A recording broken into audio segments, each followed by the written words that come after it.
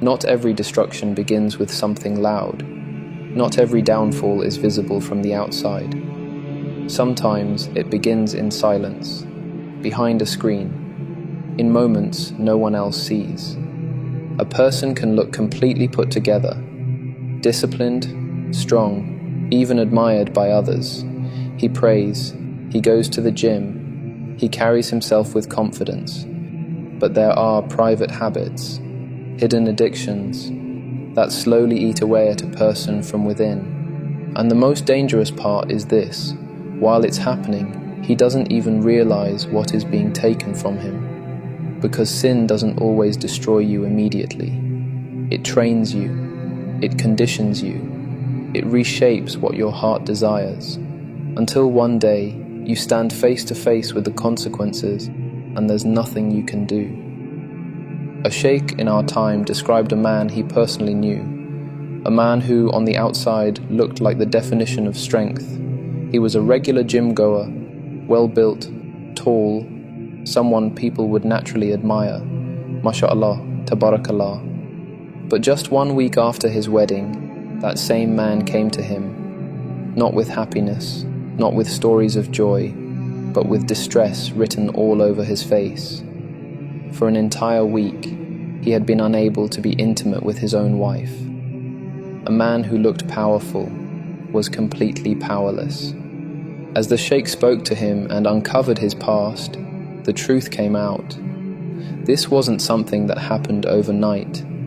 This was years in the making. A long-term addiction to pornography had silently rewired his brain. What he thought was harmless, what he thought was private, had conditioned him to respond only to artificial stimulation, screens, pixels, fantasies.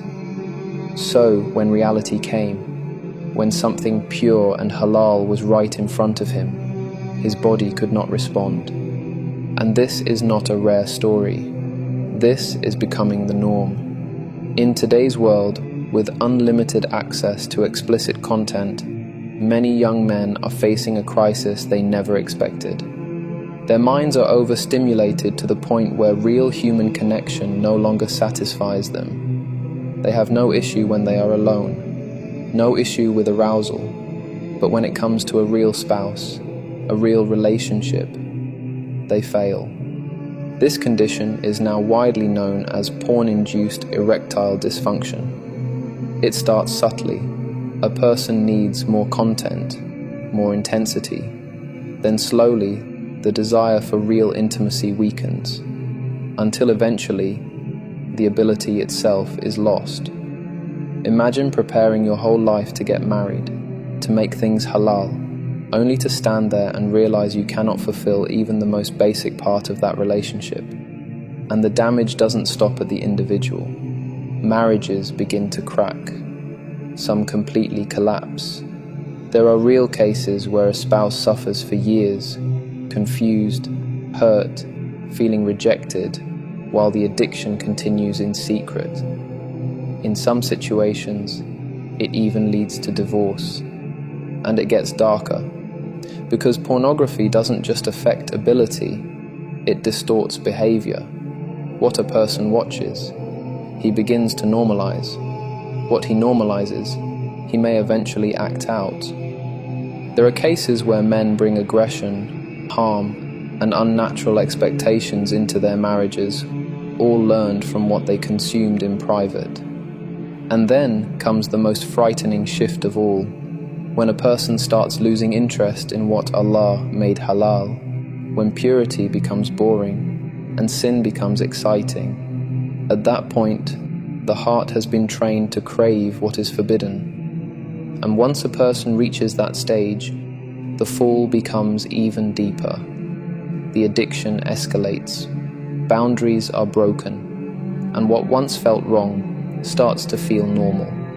So this is not just about a bad habit. This is about something that rewires your mind, weakens your body, damages your relationships, and distances your heart from what is pure.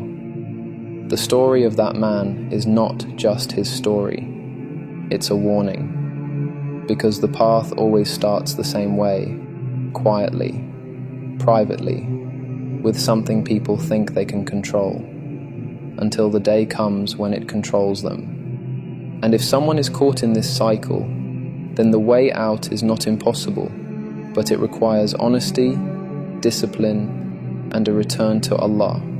The first step is to cut the source completely. No slow reduction, no excuses, because what feeds the addiction keeps it alive. Put barriers between you and it. Remove access, install filters, avoid being alone with devices late at night. Replace the habit with something real, fasting to weaken desires, lowering the gaze, staying physically active, and filling your time with purpose instead of emptiness. Stay connected to Salah, even if it feels heavy at first, because consistency softens the heart again. Make sincere tawbah daily. Ask Allah not just for forgiveness, but for strength to hate the sin itself. And don't fight it alone. Find accountability. Someone you trust who can help you stay firm. Most importantly, be patient with the process, because the same brain that was trained in haram can be retrained towards halal. Hearts do heal, desires do reset, and what once felt impossible can become natural again, but only for the one who is willing to struggle, to sacrifice, and to return sincerely to Allah. May Allah purify our hearts, protect our eyes, and free us from every addiction that distances us from Him. Ya Allah, replace our desires for haram with love for what is halal. Strengthen us against our nafs, and grant us sincerity in our repentance.